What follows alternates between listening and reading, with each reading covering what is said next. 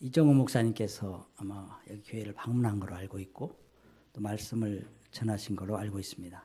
이정호 목사님께서 여기 간다고, 우리 은혜마을 교회 가신다고 하시면서 저에게 이제 그 파키스탄에 있는 상황들을 알려주셨습니다. 가만히 제가 예배를 드리면서 이정호 목사님을 생각해 봤어요. 이정호 목사님이 예배를 드리면서 물론 하나님 앞에 영광을 돌리지만 본인도 상당히 감동을 받았겠구나 이런 생각을 하게 됐습니다. 여러분의 예배드리는 모습이 너무나 아름답고 귀하고 우리 하나님께서 너무 기뻐할 것 같습니다. 감사합니다. 특별히 우리 주일학교 학생들은 우리 대련의 은혜교회의 아이돌입니다. 아이돌. 모범이지요. 그래서 우리 은혜교회 우리 주일학교 학생들은 은혜마을교회 주일학교 학생들을 따라가자. 이것이 모토입니다. 왜냐하면 지난번에 우리 교사들이 와가지고 우리 학생들의 모습을 보면서 우리도 이렇게 가르쳐야 된다라고 했기 때문입니다. 그래서 여러분들은 은혜교회 뿐만 아니라 세상 수많은 교회의 어린이들의 모범일 줄 믿고 감사하며 또 그렇게 되기를 원합니다. 또 우리 은혜마을교회 정말 우리 대한민국에서 아니 세계에서 정말 모범적인 교회가 되었으면 합니다. 지금도 그렇지만 예배 참석하면서 은혜가 충만합니다. 저도 감동을 받습니다. 그러나 더 주님까지 자라가야 되니까요. 그죠? 예수님에까지 자라가야 되니까요. 우리의 목표는 예수님입니다. 아멘. 한 사람을 볼 때마다 예수님을 만나는 거예요. 아멘. 그렇습니다. 선교사가 선교지에 가서 뭐해요? 예수님 보여드리는 것이지. 그러나 현재 교회가 이 모습이 약해서 세상에 지탄을 받고 있는 거예요. 우리의 목표는 예수님이시고 우리는 예수를 믿는 사람들입니다. 그렇기 때문에 우리의 길은 이미 바른 길로 가고 있는 것이고 정도를 가고 있는 것입니다. 그렇기 때문에 우리의 그 방향은 정확히 잡혀져 있습니다. 그러나 이제 꾸준하게 우리 예수님을 닮기 위해서 교회 안에서 훈련하면서 목사님의 말씀에 귀를 기울이면서 그 말씀을 실천하면서 계속해서 예수님을 닮아가야 합니다. 그래서 가정에서 예수님을 보여주시고 직장에서 예수님을 보여주시고 사회에서 예수님을 보여주시고 여러분이 선교지에 가면은 그냥 여러분의 모습을 보여주심으로 예수님이 우리에게 왔구나 그것을 느낄 수 있도록 하면 될 것입니다. 선교 어렵지 않습니다. 그냥 예수님을 보여주면 되는 겁니다. 근데 내가 예수님을 닮지 못하기 때문에 선교가 어려운 것입니다. 파키스탄 공항의 길이 끊겼다는 소식과 함께 은혜마을 목사님과 성도들이 그곳에 아직 나오지 못하고 있다는 소식을 듣고서 제가 은혜마을 교회가 하나님 나라 선교의 중심에 있구나 이런 생각을 했습니다. 선교예로 교회의 방향이 바로 잡혀진 것, 이것을 볼 때에 여러분의 교회는 성경적인 교회입니다. 성경은 구약부터 신약까지 모두 선교를 이야기합니다. 이 사명을 감당하시는 성도 여러분들에게 주님의 은혜가 늘 충만하기를 기도합니다. 또 여러분과 함께 선교한다는 것이 저의 큰 영광이고 또 자랑입니다. 오늘은 주님께서 주신 말씀을 중심으로 저희 선교 보고를 드리고 또 선교의 미래를 여러분에게 소개하겠습니다. 함께 도전 받으시고 또 함께 나아가기를 소망합니다.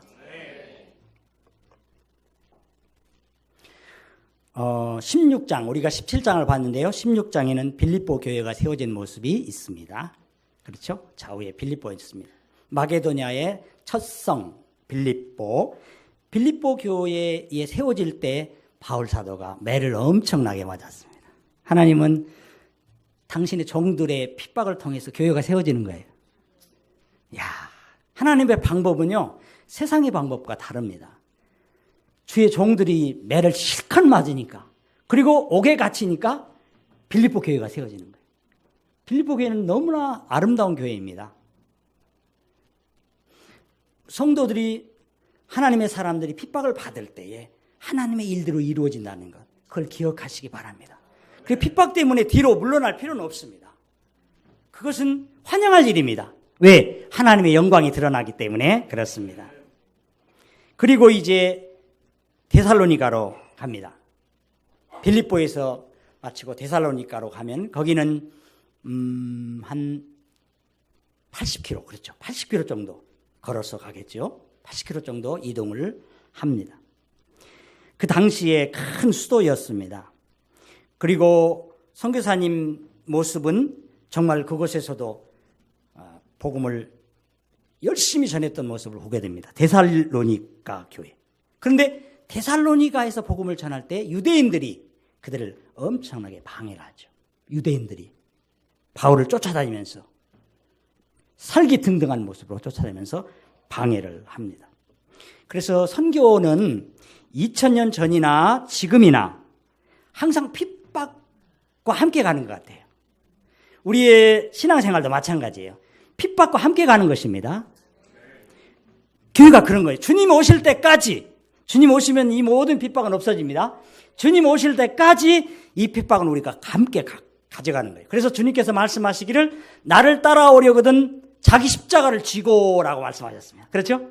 예, 그게 중요합니다. 그래서 바울 사도가 데살로니가에서 복음을 전할 때에 유대인들이 쫓아와서 엄청난 소동을 벌이지 않습니까? 저도 15년간 중국에서 선교 사역을 감당하면서 수없이 많은 가슴 졸이는 쫓기는 그런 상황에 직면했었습니다. 마침내 우리 고영정 선교사께서 추방을 당했습니다.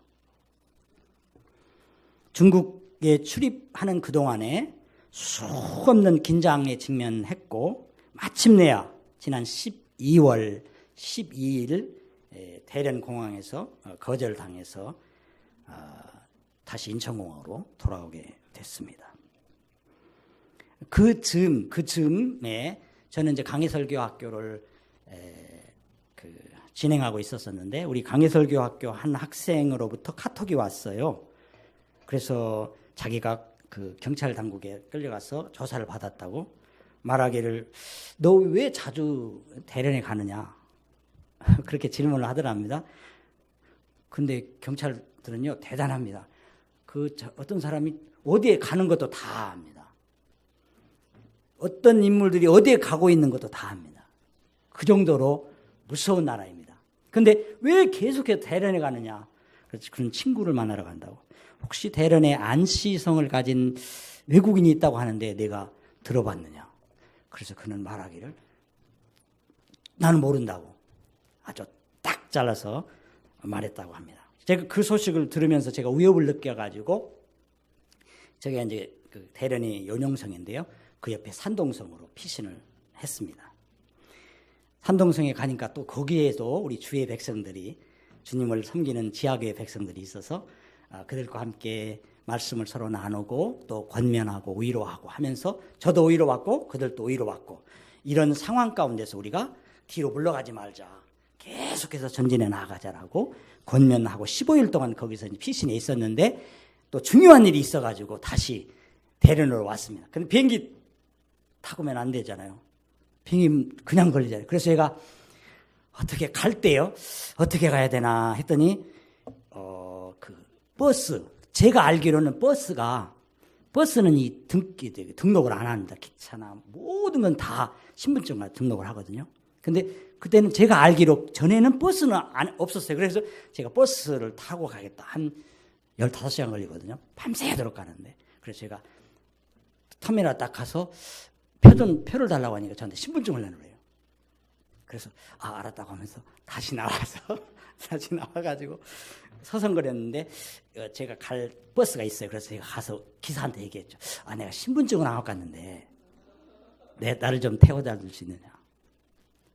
그러니까 알았다고. 여기서 탈 수는 없고 50m 정도 쭉 가면은 출발할 때 거기서 타라고. 그래서 제가 그 출발했는데요. 또 밤새도록 이제 그 산동성 여러분 아시죠? 산동성에 그쪽 도시로 가고 있는데 또 장날이 가는 날이 장날이라고요. 와, 그 기계가 고장내 고속도로가 막혀가지고요. 막 그 추운 데에서 7시간 서서 있는데 7시간 지체해 있는데 너무 힘들더라고요. 그리고 또 기사들은 또 그 기름을 아끼려고 이 기타를 안 틀어요.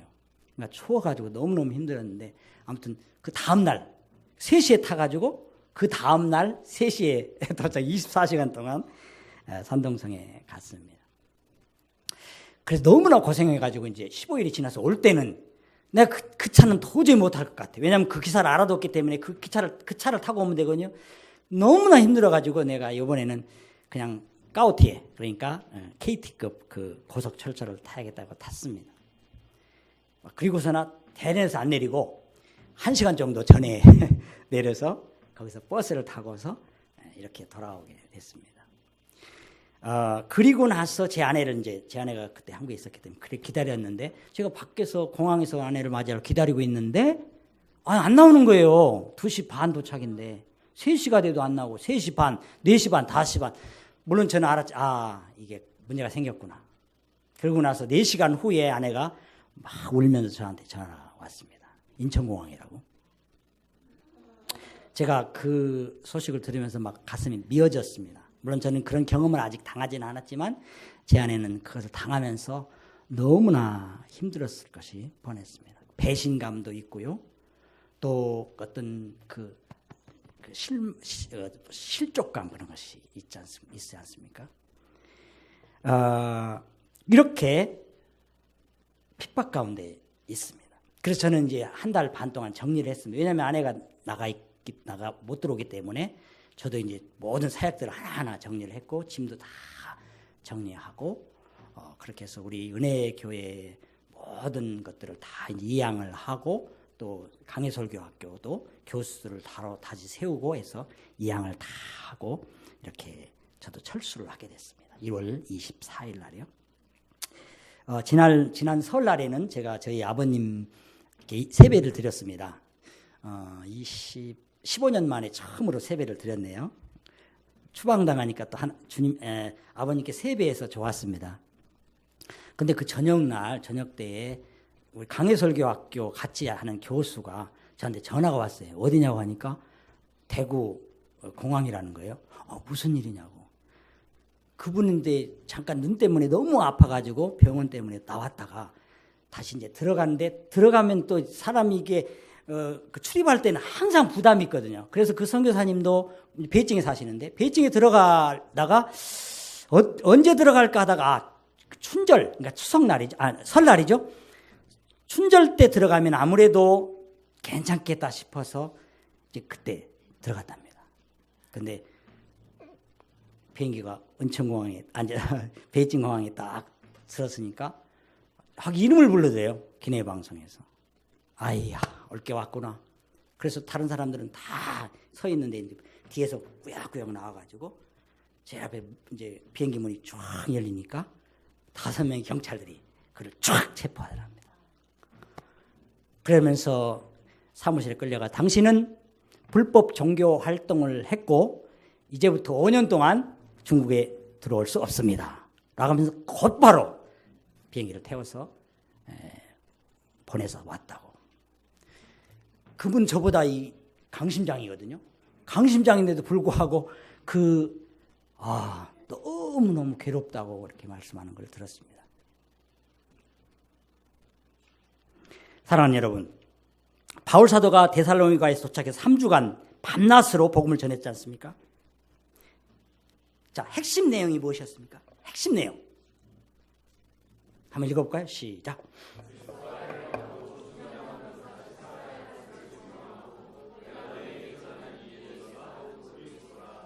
예수님께서 해를 받으셨잖아요. 그죠? 예수님의 제자들도 당연히 해를 받습니다. 아멘? 그렇습니다. 해 받는 거 그거 너무 두려워할 필요 없습니다. 너무나 당연한 거예요. 우리가 호흡하는 것이 너무나 당연한 것처럼. 목이 너무 마릅니다. 마셔도 되겠습니까? 이렇게 물을 마시는 것이 너무나 당연한 것처럼. 그죠? 핍박 받는 건 너무나 당연한 거예요. 예수님께서 해를 받고 죽은 자 가운데서 다시 살아날 것을 증명하고, 그런데 놀랍지 않습니까? 구약 성경을 보면서 그 구약 성경을 가지고 예수님의 죽으심과 예수님의 부활을 증명했다는 사도 바울의 그 성경을 보는 눈 대단하지 않습니까? 하나님께서 그에게 그런 놀라운 은혜를 주셔서 증명하고, 내가 전하는 이 예수가 곧 그리스도라. 아멘. 이게 바로 복음이에요. 우리는 예수 위에 살고 예수 위에 죽는 것입니다. 사나 죽으나 주의 것이로다. 아멘. 그렇습니다. 그래서 여러분의 입에서 나오는 모든 것이 예수는 그리스도시다, 즉 왕이시다. 이것이 바로 복음의 핵심입니다. 성경을 가르치고 또 설교를 하고 훈련할 때에 이 내용이 중심이 되어야 합니다. 뿐만 아니라 우리의 삶에서 이것이 중심이 되어야 합니다. 많이 힘들죠? 왜 그런지 아세요? 이게 중심이 안 돼서 그래. 자꾸 곁에 있기 때문에 힘든 거예요. 이것이 우리의 예수가 곧 그리스도라는 이 복음 진리가 내 안에 중심에 딱 있으면요, 절대 어렵지 않습니다. 그게 바로 우리의 힘이기 때문이고, 그것이 바로 우리의 능력이기 때문에 그렇습니다. 바울 사도가 그렇게 엄청난 시험을, 핍박을 받았음에도 불구하고 가졌던 이유는 바로 예수가 곧 그리스도이기 때문에 그렇습니다. 국내에 있는 동안 저는 잠깐 소식을 접했는데요. 제가 잠깐 그 천주교 얘기를 좀 할게요. 천주교가 550만이라고 합니다. 550만 많지 않아요? 550만 엄청나게 많죠. 주위에 천주교인들 봅니까? 주위에 천주교인들 있어요? 성당들도 많이 있는데, 근데요 110만 밖에 예배 참석 안 한다고 합니다. 440만은 예배 참석 안 한대요. 근데 왜 그런가 알아봤는데요, 천주교에서 그들도 성경이 있지 않습니까? 그렇죠. 그들도 성경이 있는데 성경은 안 가르치고 막 시국 얘기, 정부를 비방하는 얘기, 그런 얘기만 하니까 성도들이 막 죽겠다는 거예요. 그래서 안 나온다는 거예요. 너무나 당연한 얘기예요. 너무나 당연한 거예요. 440만이 안 나오니 여러분 상상해 보세요. 성당들이 다 텅텅 비었을 겁니다. 우리는 모르지만 아무튼 우리와 다른 그런 종교 진리를 갖고 있지만 그들이 텅텅 비었다. 왜? 본인들이 가지고 있는 성경, 그들도 성경이라고 말하는데 성경에 대한 이야기를 듣고 싶은데 다른 얘기를 하니까 마찬가지입니다. 만약에 우리 교회가요, 다른 얘기하면 교회 성도들 다 없어질 겁니다. 교회는 복음을 전하는 것이에요. 아멘? 그렇습니다. 교회는 복음으로 세상을 뒤엎는 공동체입니다. 바울이 예수를 그리스도라고 전하자 경건한 헬라인들이 귀부인들을 포함해서 다 바울을 따랐습니다. 거기 바울을 따랐다고 하는데, 따랐다는 말이 번역이 좀 잘못된 것 같아요. 하나님께서 그 귀부인들을 바울과 신라에게 할당했다라는 말이에요. 복음을 전하니까 귀부인들, 놀라 많은 사람들을 바울 사도와 신라에게 하나님께서 분배해 주신 거예요. 그렇습니다. 비밀이 바로 여기에 있습니다. 복음이 바르게 선포되는 곳에는 주께서 큰 무리를 이끌어 오십니다. 주님이 이끄는 거예요. 그때 유대인들이 시기가 났습니다. 그들은 조폭을 동원해서 소동을 일으켰고요. 특별히 모임 장소인 야손의 집을 점거해서 아수라장을 만들어 놓았습니다. 그들의 말을 한번 들어보세요. 천하를 어지럽게 하는 사람들이 데살로니가에 왔다. 야손이 그들을 영접했다.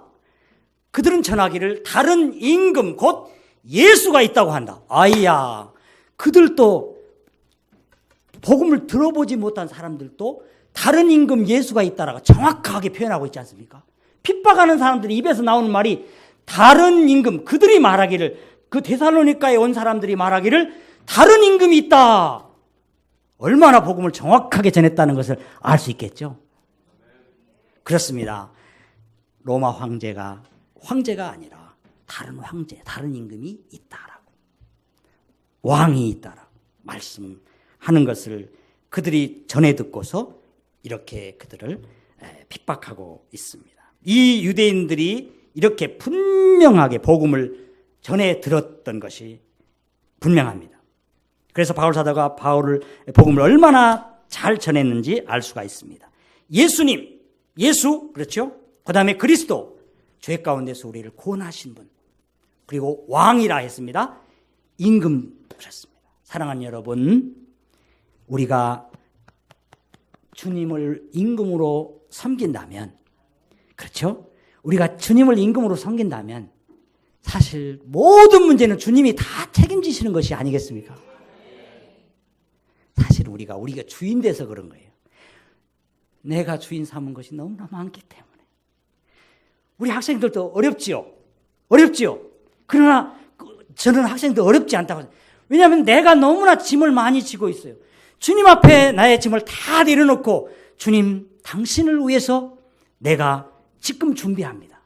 저를 준비시켜 주십시오. 당신은 나의 왕이십니다. 라고 고백하면서 준비할 때에 사실은 모든 어려움은 다 없어지는 것인데, 우리가 스스로 주인이 되어가지고 살기 때문에 너무나 힘들고 어려운 것입니다. 주인을 주인으로 섬기는 것이 필요합니다. 인정하셔야 합니다. 아멘. 인정하시는 것이 중요합니다. 예수님은 우리의 왕이십니다. 주인이십니다. 사랑하는 여러분, 우리는 주인을 위해서 준비하고 살 것입니다. 아멘. 우리의 모든 생활 준비하는 모든 것들이 다 주인을 위해서 진행하고 있는 것입니다. 이런 복음이 데살로니가 교회에 선포되면서 교회가 이제 생겼잖아요. 자, 그런데요, 그 복음이 전 지역을 덮어버렸어요. 데살로니가에 사는 사람들이 복음을 받았죠. 그리고 교회 공동체가 세워졌습니다.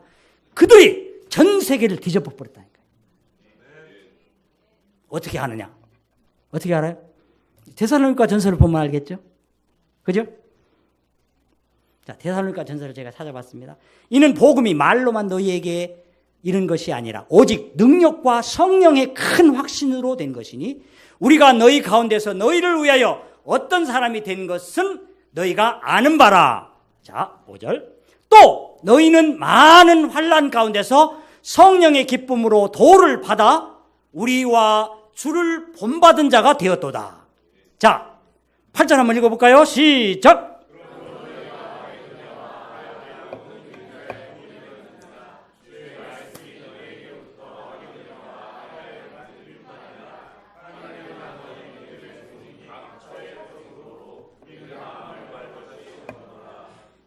조금 아까 제가 보여드렸잖아요. 지도. 자, 저 위에 마게도냐, 그리고 밑에 아가야.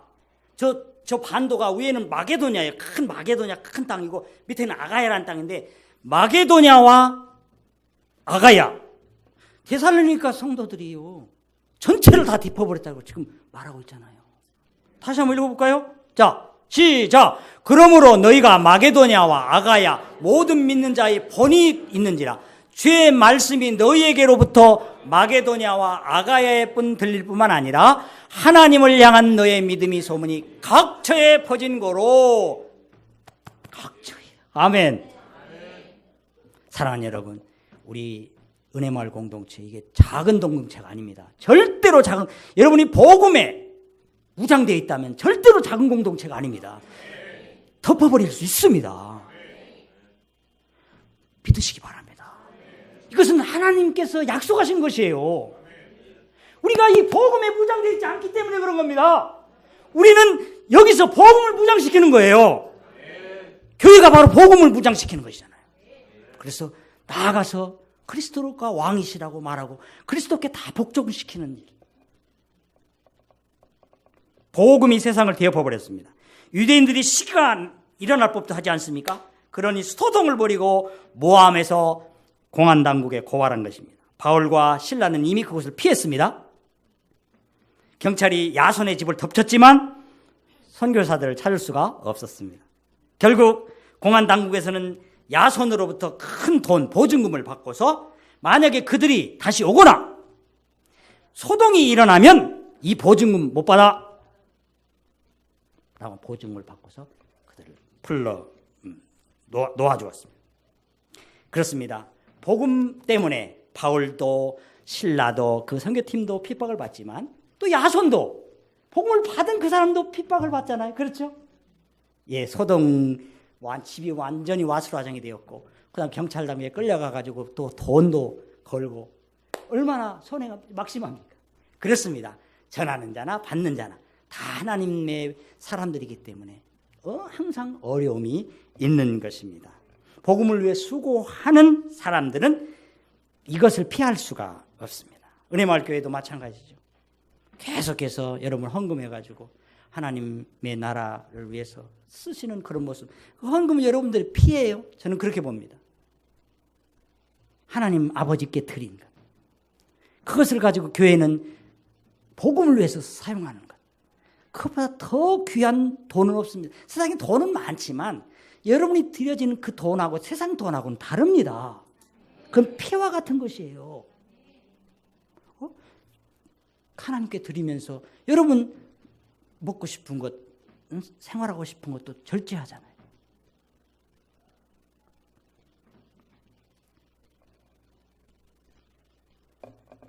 그래서 결국은 빌립보에서 데살로니가까지 아까 제가 160km, 제가 잘못 말씀드렸네. 160km고 그 다음에 결국은 데살로니가에서 그 밑에 베레아 80km까지 도피를 했습니다. 그리고 또 그곳에까지 쫓아왔죠, 유대인들이. 그 결국은 바다로 가가지고 거기서부터 저 아덴 밑에까지 320km 아덴까지 도피하게 됩니다. 자, 제가 중국 지도를 잠깐 가져왔어요.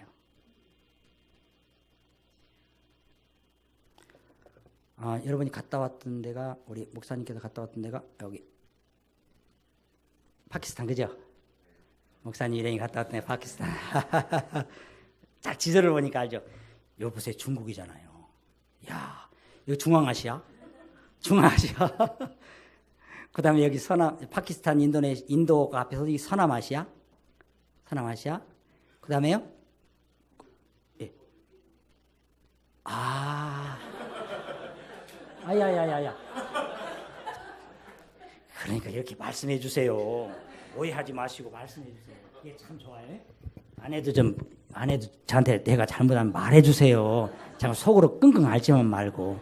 어제 그 식사를 어떤 권사님하고 했는데 제가 했던 잘못들 다 고하더라고요. 아니 그들에게 고하기 전에 나한테 말해주면 내가 고치잖아. 여기 파키스탄, 그죠? 파키스탄에 중국인들이 엄청나게 많습니다. 인도. 여기가 서남아시아고요. 서남아시아. 여기가 바로 동남아시아입니다. 동남아시아. 여긴 동아시아라고 하고요. 중국과 함께 동아시아라고 하고, 여기가 동남아시아입니다. 제가 이렇게 이제 쫓겨왔기 때문에 여기를 이제 피신 가는 거예요. 여기 동남아시아로. 서남아시아는 이제 여기 파키스탄에 우리 김인영 선교사님 계시니까 내가 거기는 갈 수 없고 그 침범하면 안 되잖아, 그죠? 거긴 없어요, 안 되니까 동남아시아로 이렇게 딱 갑니다. 동남아시아로. 이게 선교 이제 제2기 선교 범위가 바로 동남아시아인데요. 제가 조금 인도 차이나를 보여드릴게요. 인도 차이나가요. 자, 중국인데 미얀마 있죠? 미얀마, 태국, 라오스, 베트남. 지난번 어디 갔다 오셨었죠? 여기 인도네시아, 그죠? 인도네시아 갔다 오셨잖아. 이야, 은혜교회가 완전히 세상을 뒤엎으려고 작정을 했구만. 너무 멋있습니다. 막 우리 아이들을 많이 보내세요. 보면은요, 이게 열정이 살아나고 어떻게 살 것인가를 알게 돼요. 내가 무엇을 해야 될 것인가, 내 인생을 어떻게 한번 귀하게 쓸 것인가, 한번 그때 결정하게 되는 거예요. 볼 때에 이게 일어나는 것이거든요. 그래서 제가 이제 여기 보면은 여기 태국이잖아요. 제가 본부를 여기 방콕에 두려고 합니다. 그래서 지난번에 그 정탐을 갔다 왔습니다. 방콕. 여기 오경환 선교사님은 여기 치앙마이래요. 방콕이고 여기까지가 태국입니다. 그래서 이제 여기 핫타이 있죠. 여기 우리 이제 화교들이 있어가지고 제가 또 이쪽에 가서 또 교회를 개척할 수 있을지 한번 탐방을 하려고 합니다. 왜냐하면 여기 말레이시아 있죠? 인도네시아, 그리고 필리핀 쪽에 있고요. 동남아시아를 제가 보여드렸는데 여기가 인도 차이나입니다. 인도 차이나 반도 5개국. 하나님께서 쫓아내시면 저는 하나님께서 쫓아내셨다고 보거든요. 중국 시주석이 쫓아낸 게 아니고 하나님께서 지경을 넓히라고 쫓아내는 것이에요. 아멘? 네, 그렇습니다. 왜 제가 이런 지도를 보여드리냐면요. 그 중국 선교사의 입장에서 이 동남아시아를 다시 보아야 된다고 생각하기 때문에 그래요. 이 동남아시아는 선교가요, 역사가 아주 깊습니다. 물론 복음화율은 낮지만 또 연구들을 엄청나게 했고 또 선교 전략이 대단합니다. 선배님들이 이미 다 선교 전략을 짜가지고 그 전략에 맞춰서 하고 있는데 제가 쫓겨나면서 보니까 이게 동남아시아를 쫓겨나면서 제가 동남아시아를 새롭게 본 거예요. 특별히 인도 차이나 반도를 새롭게 본 건데 자, 제가 그럼 이걸 직접 보여드릴게요. 자, 여기 중국이죠? 자, 윈남 중국입니다. 난닝에서 하노이 생각납니까? 난닝에서 하노이. 김정은 위원장이 갔던 도로잖아요. 여러분, 이 중국이요, 이 여기까지 싱가포르까지 도로를 지금 깔고 있습니다. 중국 자본으로요. 왜냐하면 저분들은 저 나라는 돈이 없기 때문에 그렇게 할 수가 없거든요. 근데 저 나라가 지금 중국의 자본을 가지고 깔고 있습니다. 예수 그리스도께서 이 세상에 오실 때 오시기 전에 복음이 전해져야 되는데 주님은 다 미리 로마의 도로를 싹 깔았습니다. 아시겠습니까? 아멘. 네, 하나님께서 이 땅을 기억하고 있다는 거예요. 복음화가 태국은 1%래요. 1%. 1억의 인구가 1%라.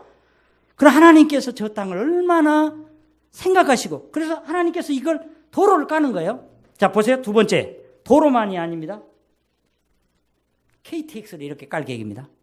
KTX, 까오테라고 하는데요. 고속철도. 서쪽선, 중선, 동쪽선, 그리고 여기 싱가포르까지 있죠.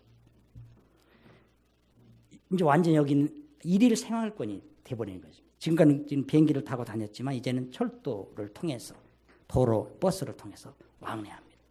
복음이 활발하게 활성화되지 않겠습니까? 그래서 저는 이 중국의 영향력이라는 이 관점에서 동남아시아를 새롭게 봐야 되겠구나 하는 걸 제가 느끼게 된 것입니다. 왜냐하면 선교는 전략이 중요하거든요. 바울사도가 회당에 들어갔던 것은 바로 전략 때문에 그렇습니다. 거기가 바로 복음의 전진 기지였거든요. 그래서 저도 이런 관점으로 동남아시아를 새롭게 보고 동남아시아 전체 복음을 어떻게 전해야 될 것인가 고민하려고 그렇게 생각을 합니다. 그 땅이 복음으로 전복되는 날이 오기를 소망합니다. 결국은 복음이 로마 도시를 통해서 완전히 로마 제국을 전체 다 정복했었잖아요. 완전히 정복했잖아요. 그렇죠? 400년도 안 돼가지고 다 정복해버렸습니다. 그건 하나님이 하셨기 때문에 그렇습니다. 아멘. 우리가 아는 것이 아니에요. 하나님이 조금 아까 말씀하셨던 그 귀부인들이 바울과 실라를 쫓아간 것이 아니고 하나님께서 그들을 배당했다라고 말씀하셨어요. 하나님이 하시는 겁니다. 아멘. 선교의 주동자는 하나님이십니다. 아멘. 우리는 서포트 함께 해야 하는 겁니다. 아멘. 함께. 그런 중심에 우리 은혜마을교회가 있기를 소망합니다.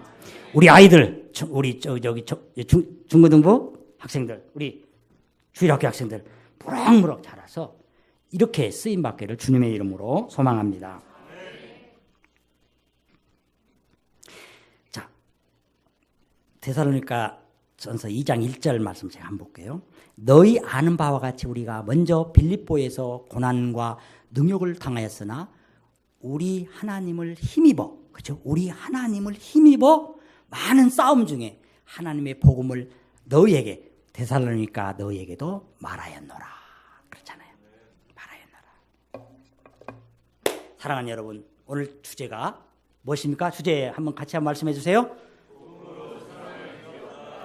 어떻게 해야 된다고요? 첫 번째, 이 복음으로 세상을 뒤엎기 위해서는 어떻게 해야 된다고요? 그렇죠. 복음을 전해야 되죠. 아멘. 핍박을 두려워하지 말고 복음을 전하십시오. 아멘. 그래서 은혜마을 교회는 1차적인 복음 대상지가 바로 우리 주변이에요. 아멘. 그리고 2차적으로 전 세계입니다. 아멘. 예루살렘과 온 유대와, 그렇죠? 여러분의 가정부터 완전히 복음으로 전복시켜야 됩니다.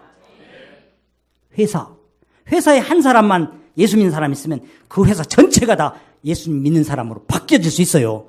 그게 하나님의 전략입니다. 그래서 여러분을 그곳에 심으셨습니다. 아멘. 그렇죠.